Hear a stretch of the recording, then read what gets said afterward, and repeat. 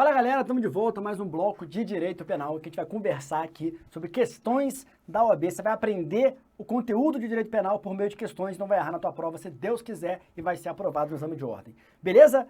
Beleza ou não? Beleza. Então vamos colocar na tela aqui para vocês meu Instagram, meu canal no YouTube, várias aulas lá, tá? Inclusive para OAB, tem revisão para OAB, tem um bando de coisa lá de graça para você no YouTube. Veja lá o nosso canal, se inscreva no canal e nos siga nas redes sociais. Olha só, o tema de agora que a gente vai conversar é ilicitude. Ilicitude vive caindo na prova do OAB. Você tem que saber tudo sobre a ilicitude. Então vamos lá, artigo 23 do Código Penal. Não há crime quando o agente pratica o fato em estado de necessidade, em legítima defesa, estrito cumprimento do dever legal ou no exercício regular do direito. Beleza? Então nesses casos aí, não tem crime. Não tem crime. Beleza? Cara, o principal aqui, pessoal, é você entender a diferença entre o estado de necessidade e a legítima defesa. E eu coloquei para vocês aqui palavras-chave das duas excludentes de ilicitude.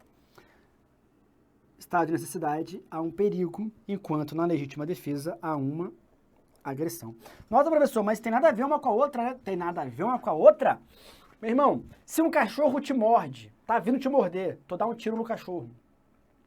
Isso é um estado de necessidade ou isso é legítima defesa? Você está se salvando de um perigo ou de uma agressão? Tá percebendo? Olha só, na tua prova, você tem que estar pensando o seguinte, exatamente o que eu falei. Isso aqui que aconteceu foi uma agressão ou um perigo? Beleza? No estado de necessidade, pessoal, eu tenho dois bens jurídicos em perigo. Dois. Fala, meu Deus do céu, para salvar um dos bens, que é o mais importante, eu vou acabar tendo que sacrificar o outro. É a única forma de eu salvar o bem que eu quero salvar é sacrificando outro bem. Isso é um estado de necessidade. Beleza? Já na legítima defesa, alguém está me agredindo de forma injusta. E eu, para me defender dessa agressão, eu uso os meios que estão à disposição, os meios necessários, né? Só que de forma moderada.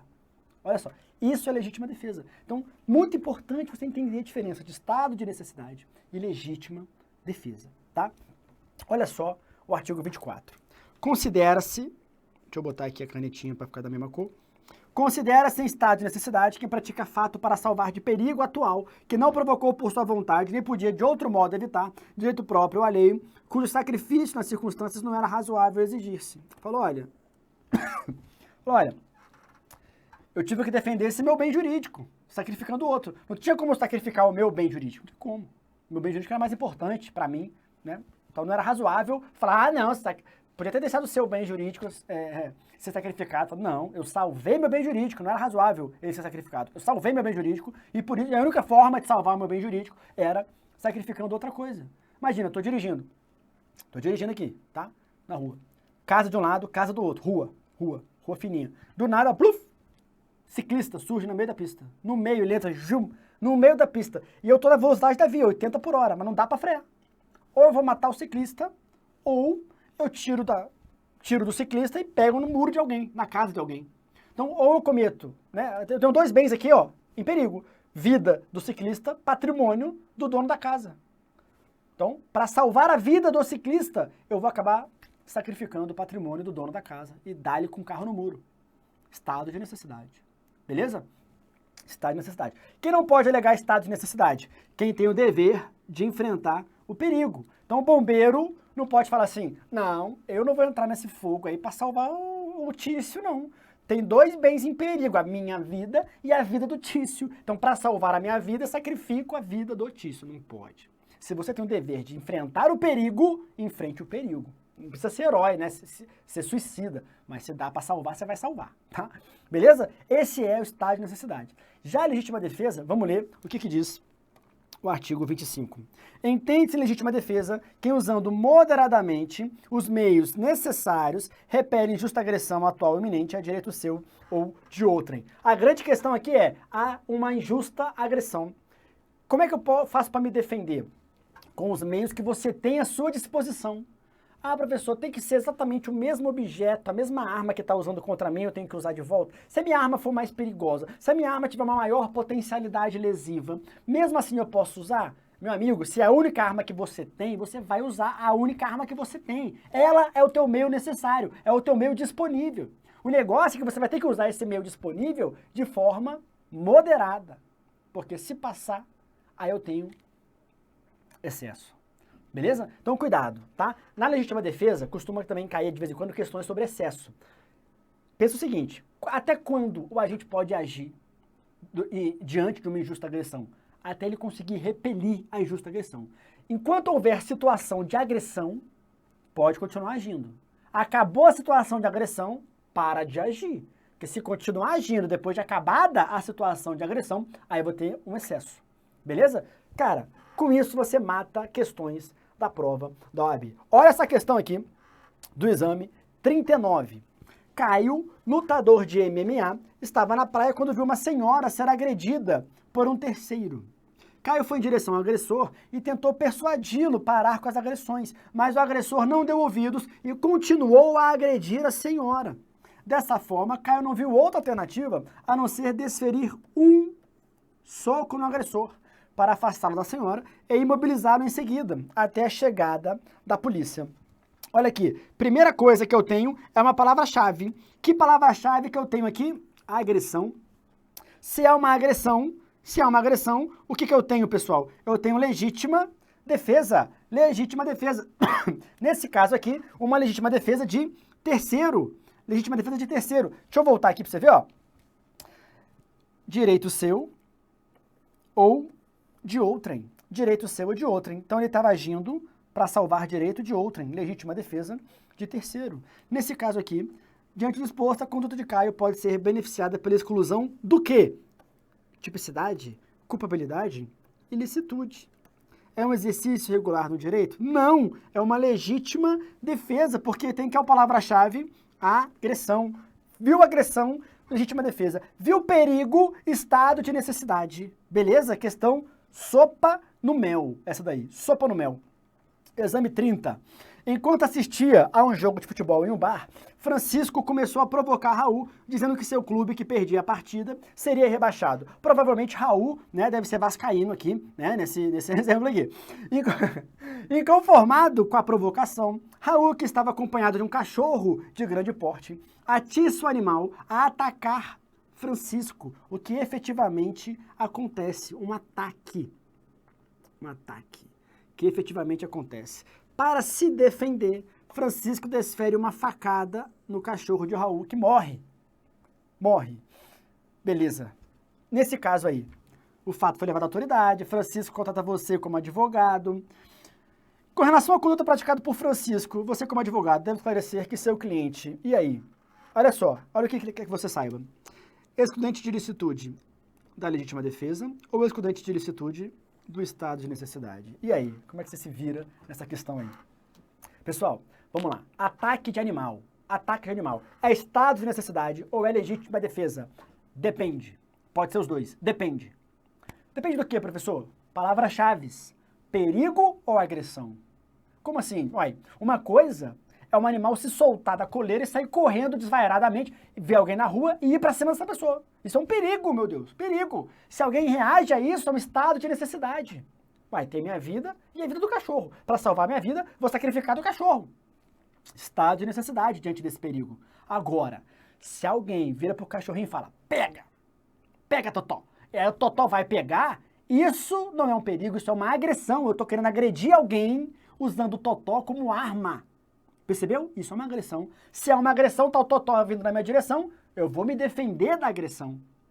Beleza? Então veja, legítima defesa, ele vai te falar na questão que tem uma agressão e alguém está se defendendo de uma agressão.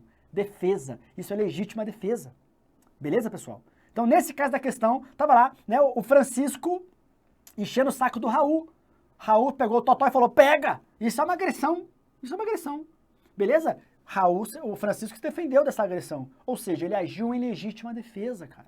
Olha que maravilha. Olha aqui. Não poderá alegar qualquer excludente de ilicitude em razão de sua provocação anterior. Pelo amor de Deus. Legítima defesa. Praticou conduta atípica, pois a vida do animal não é protegida. Meu Deus, lógico que é. Estado de necessidade. Olha aí. Resposta. Atuou escorado na excludente de ilicitude da legítima defesa. Legítima defesa. Beleza, pessoal? Maravilha. Próximo tema. Então vimos aí a diferença de estado de necessidade, legítima defesa. Vimos como é cobrado na prova. Você não vai errar. Próximo tema é desistência voluntária e arrependimento eficaz. O arrependimento eficaz e a desistência voluntária estão no artigo 15 do Código Penal. E eu preciso que você entenda uma coisa. Vou falar aqui alguns trem para vocês. Que uma coisa é uma coisa e outra coisa é outra coisa. Só que a gente tende a inverter as coisas, cara. Então presta atenção no que eu vou te falar agora. Presta atenção. Vou desenhar, tá? Olha aqui.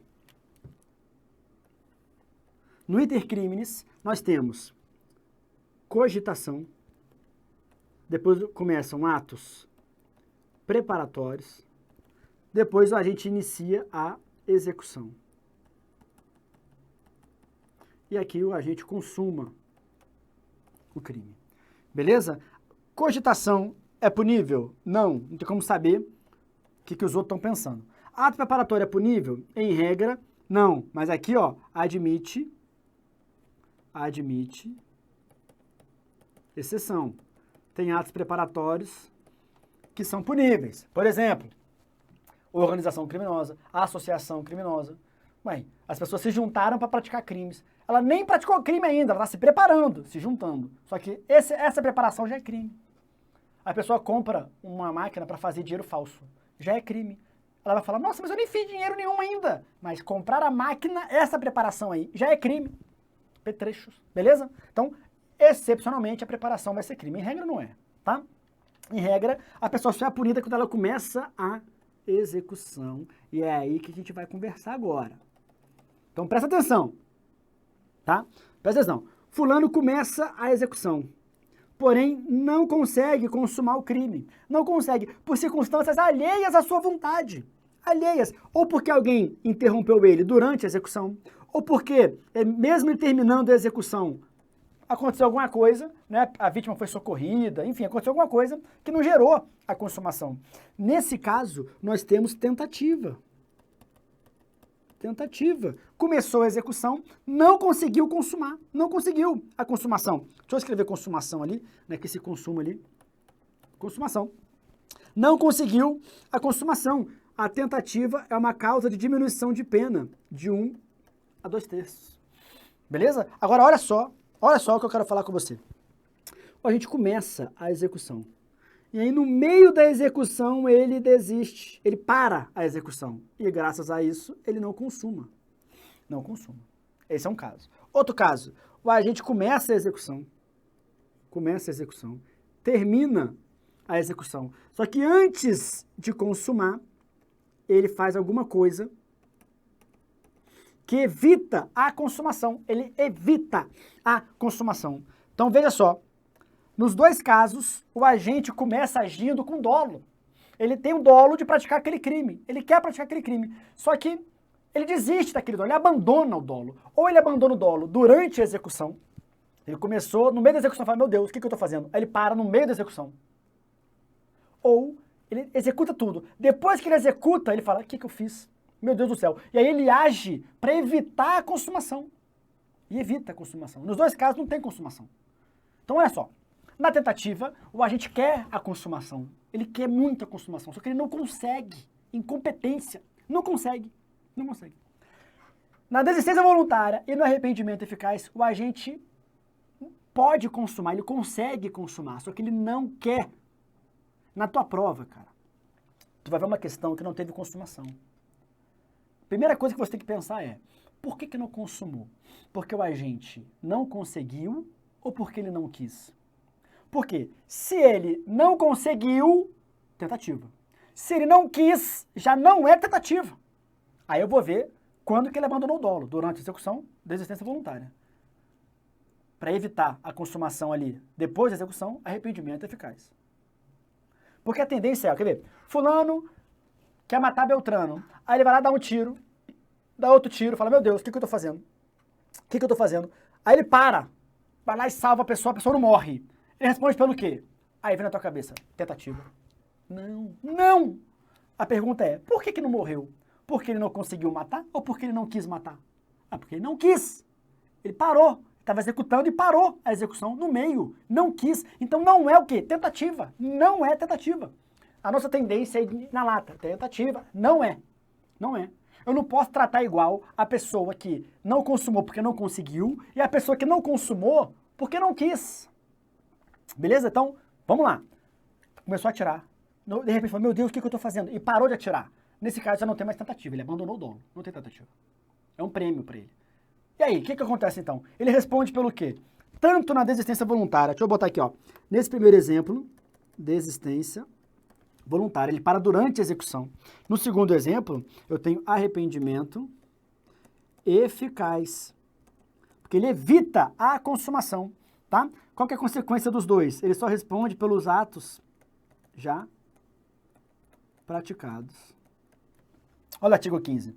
O agente que voluntariamente desiste de prosseguir na execução, desistência voluntária, ou impede que o resultado aconteça, arrependimento eficaz. Só responde pelos atos já praticados. Beleza? Então, ó, arrependimento eficaz está aqui, desistência voluntária está aqui. Agora, na hora da tua prova, você vai ficar confuso, mas vamos esclarecer a tua vida. Exame 39.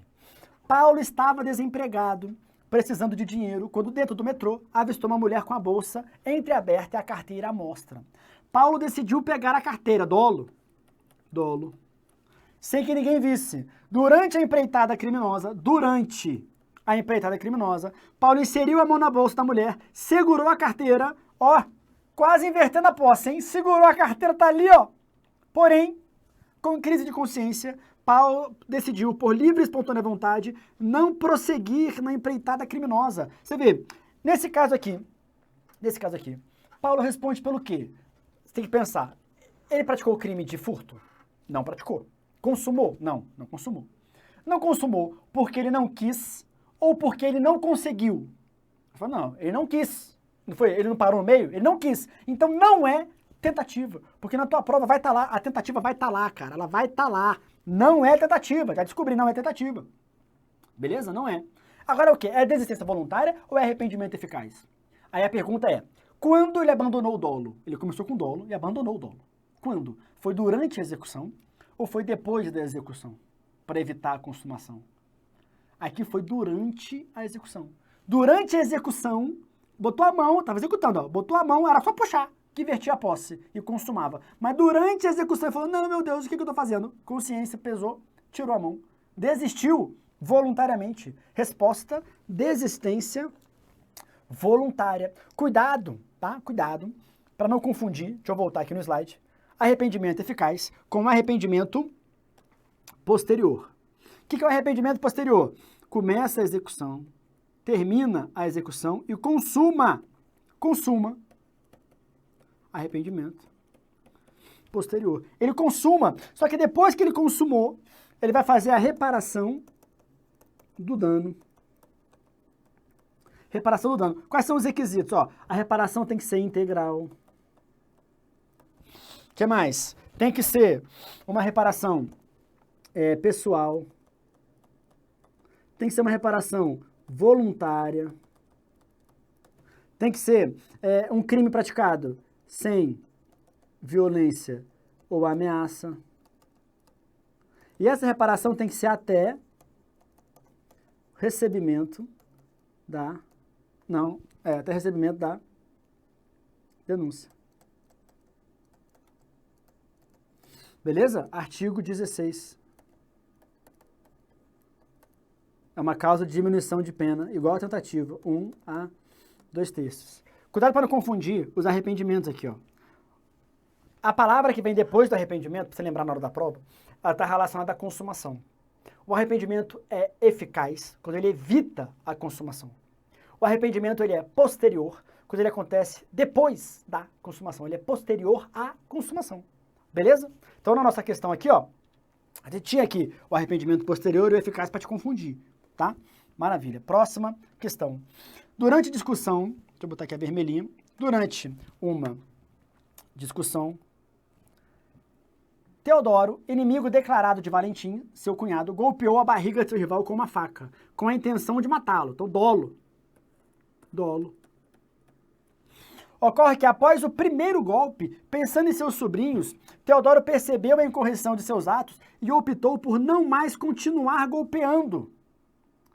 sabendo que aquela facada não seria suficiente para matá-lo. Então, vê, ele tinha que dar mais de uma facada, No meio da execução, ele falou, não vou mais fazer isso, e não consumou.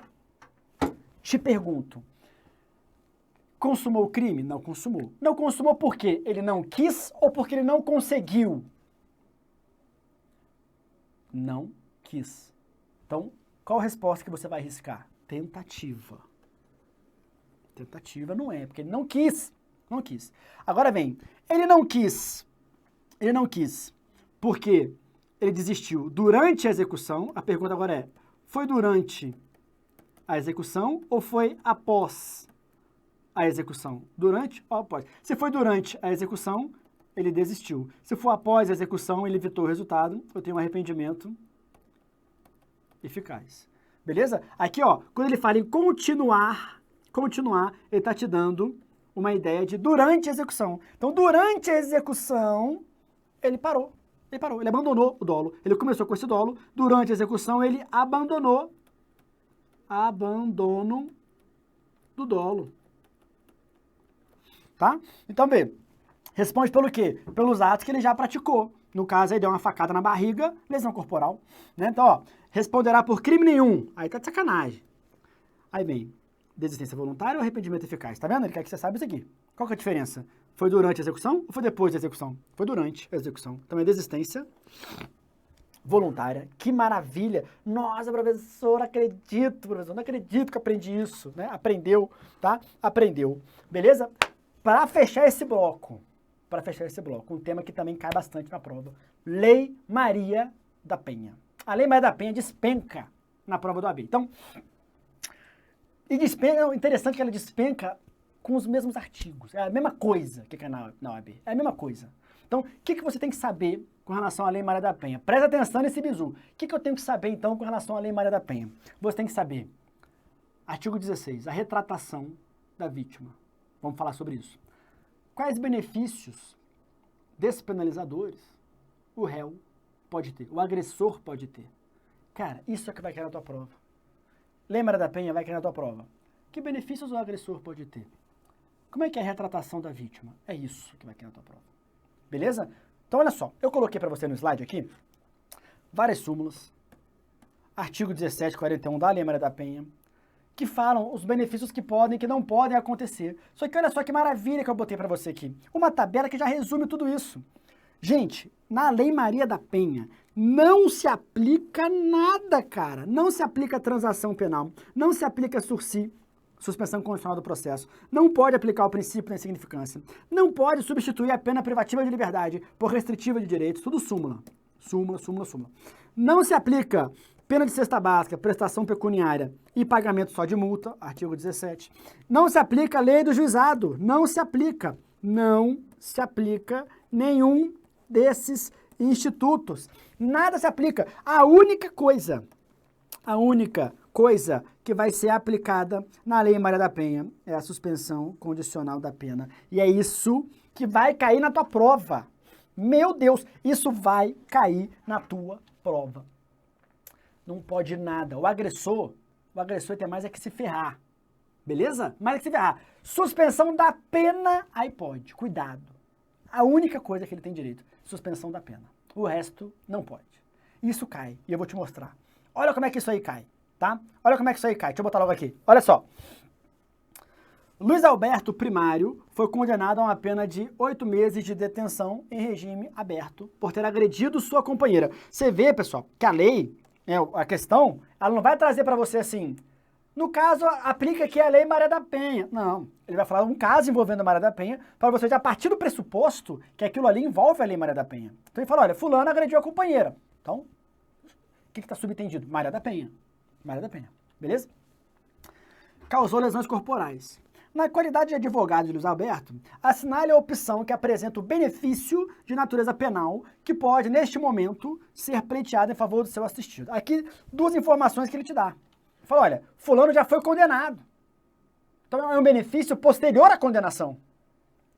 Então, todos os benefícios que são durante o processo ou antes do processo, já eliminaria na questão. E uma outra coisa, é Lei Maria da Penha, então só cabe um benefício. Suspensão condicional da pena. Só cabe isso. Então você vai procurar a alternativa que tem suspensão condicional da pena. Restritiva de direitos não cabe. Suspensão do processo não cabe. Substituição por multa não cabe. Aqui, ó. A única coisa que cabe, suspensão condicional da pena, é a única coisa que cabe. Tá aí a questão do exame 38. Aí você vê exame 27. Exame 27. Tá? Olha só. Kátia procura você na condição de advogado para que esclareça as consequências jurídicas que poderão advir do comportamento de seu filho Marlon, pessoa primária de bons antecedentes, que agrediu a ex-namorada. Ex-namorada Maria da Penha. Subentendido, tá vendo que ele não te fala que é Maria da Penha. Tá subentendido. Causando-lhe lesão corporal de natureza leve, né? Que a ação é pública incondicionada. Aí vê, você deve esclarecer. Vamos lá, letra A. O início da ação penal depende de representação. Não depende.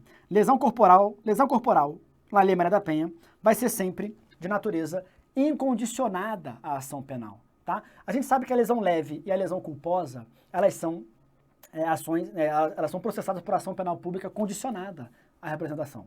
Só que isso está previsto na lei do juizado. E você viu agorinha que a lei do juizado não se aplica nos casos envolvendo a Lei Maria da Penha. Ou seja, na Lei Maria da Penha, nos casos envolvendo a Lei Maria da Penha, a lesão corporal, seja leve, seja culposa, seja a lesão que for, a ação vai ser incondicionada. Então não é letra A. Não tem representação por lesão corporal. No caso de condenação, em razão de Marlon ser primário de bons antecedentes, poderá a pena privativa de liberdade ser substituída por restritiva de direitos? Não poderá. Já vimos que não. Em razão do agressor e a vítima não estarem mais namorando quando ocorreu o fato, não se aplica a Lei Maria da Penha. Errado. Né? Se teve relação com quem conviva ou tenha convivido. E aí ele conviveu, era a ex-namorada. Então sobrou a letra D. E olha o que fala a letra D. Em caso de condenação, mostra-se possível a aplicação da suspensão condicional da pena. Suspensão condicional da pena. Tá vendo aí? Duas questões cobrando a mesma coisa. O que cabe e o que não cabe na Lei Maria da Penha. E aí você vai ter que ir para a tabela da salvação. A tabela da salvação está aqui. Não aplica a lei do juizado, não aplica pagamento de multa de cesta básica, prestação pecuniária, não substitui por restritiva de direito, não aplica insignificância, não aplica transação em sursi. Meu amigo, isso aqui você tem que saber. A única coisa que se aplica na Lei Maria da Penha, meu Deus, a única coisa que se aplica na Lei Maria da Penha é a suspensão condicional da pena. Isso vai estar na tua prova. Se você vir Lei Maria da Penha na tua prova, já procura na alternativa suspensão condicional da pena. Beleza?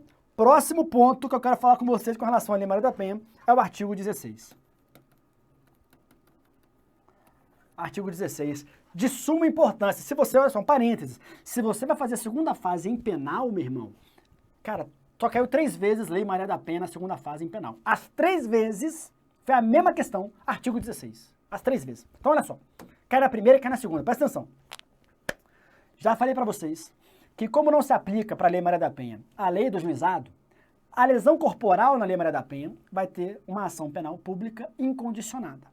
Só que o artigo 16, que a gente vai ler agora, olha só, ele fala assim, nas ações penais públicas condicionadas à representação da ofendida de que trata esta lei, só será admitida a renúncia à representação, perante o juiz. Olha os requisitos aqui. Perante o juiz, audiência especialmente designada com tal finalidade, antes do recebimento da denúncia e ouvido o Ministério Público. Fala, peraí, professor, peraí. Tô confundindo.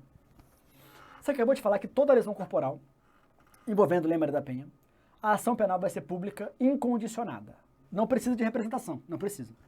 Para que serve o artigo 16, que fala de um caso de retratação da representação, se nenhuma lesão corporal vai ter representação? Percebeu? Então presta atenção. Meu anjo, tem 2 crimes que continuam tendo ação penal pública condicionada à representação, mesmo envolvendo Maria da Penha. Que crimes são esses? Crime de ameaça, artigo 147. Então, se o agressor ameaça a vítima, a ação condicionada à representação. E o crime de stalking, 147A, também precisa de representação da vítima. Beleza? Então, aconteceu stalking envolvendo ali uma relação de âmbito doméstico, familiar ou íntima de afeto. Pronto, Lei Maria da Penha. Mesmo assim, vai ter que ter representação. Então, nesses dois casos, stalking e crime de ameaça, vai ter representação. Vai ter representação. Beleza? Agora, o detalhe. Você sabe, no Código de Processo Penal, tem lá representação da vítima em até 6 meses, né, do conhecimento da autoria. Depois que ela representa, ela pode desistir da representação? Ela pode voltar atrás na representação? Ela pode voltar atrás. Até quando? Até quando? Até o oferecimento da denúncia. A representação ela se torna irretratável após o oferecimento da denúncia, não é isso? É isso. Na Lei Maria da Penha, ela pode ser retratada a representação? Pode também. Só que tem um cuidado aí. Tem um cuidado. Na Lei Maria da Penha, a retratação da representação ela é diferente. Duas diferenças. Primeira diferença. Para a retratação da representação no Código de Processo Penal, eu não preciso de uma formalidade. Basta a vítima não querer mais o processo. Mas não quero mais não, para com tudo aí. E vai parar tudo. Na Lei Maria da Penha, não basta a vítima falar que não quer mais. Vai ter que ter uma... Ah, você não quer mais? Então peraí. Vou designar uma audiência. Vai estar lá o juiz e o promotor. E aí tu fala com eles. Pô. O objetivo, pessoal, é dificultar a retratação. Beleza? Dificultar. Para quê? Para ter processo contra o agressor. Tá bom? Primeira coisa. Segunda coisa. No Código de Processo Penal, a retratação da representação ela é possível se ela acontecer até o oferecimento da denúncia. Na Lei Maria da Penha, de forma até contraditória, até quando que pode ter retratação da vítima? Até o recebimento da denúncia. E é isso, meu anjo, que vai cair na tua prova. Então, olha só. Quais são os crimes que admitem, então, para acabar esse bloco, quais são os crimes que admitem, então, a representação na Lei Maria da Penha? Ameaça, perseguição. E aí você vê aqui, ó. No CPP, a retratação é até o oferecimento. Na Lei Maria da Penha, é até o recebimento e ainda precisa de uma audiência com o juiz e com o promotor. Beleza? Olha como isso cai na tua prova, tá? Já foi. Olha aqui. Bruna compareceu à delegacia e narrou que foi vítima de ameaça. Ou seja, representação. Pública condicionada à representação teria sido praticada por seu marido, Rui, em situação de violência doméstica familiar contra a mulher. Disse ainda que ter interesse que seu marido fosse responsabilizado. Maravilha. O procedimento foi encaminhado ao promotor, tal, que ofereceu a denúncia. Bruna, porém, comparece à delegacia antes do recebimento da denúncia e afirma não mais ter interesse na responsabilização penal de seu marido, com quem continua convivendo. Posteriormente, Bruno e Rui procuram um advogado da família e informam sobre o novo comparecimento de Bruna à delegacia. Considerando as informações narradas, você vê, Bruna foi na delegacia e falou que não queria mais nada, tá? Antes do recebimento da denúncia. Você já viu aqui, ó, que é até o recebimento que ela pode se retratar. Ela foi até o recebimento, né? Beleza. Aí vem. Letra A. A retratação de Bruna perante a autoridade policial até o momento é irrelevante. Por que é irrelevante? Porque precisa de uma audiência com juiz e promotor. Então, até o momento é irrelevante, é verdade. Não poderá ser buscada proposta de suspensão condicional do processo. Não poderá ter suspensão condicional do processo. Realmente não poderá. A única coisa que pode, na Lei Maria da Penha, é a suspensão condicional da pena. Então, para mim, vamos ver, letra B. A retratação de Bruna perante a autoridade policial até o momento é válida e suficiente para impedir o recebimento. Não é, porque falta o quê? Audiência. Falta audiência, não é letra B. Não é letra B. C. Não cabe retratação após o oferecimento. Está errado que na Lei Maria da Penha é até o recebimento. Não cabe retratação nos crimes da violência doméstica. Errado, cabe retratação nesses moldes do artigo 16. Então tá aí, ó, resposta letra A. Né? Até o momento é irrelevante, porque não basta ir na delegacia, tem que ter audiência com o juiz e promotor.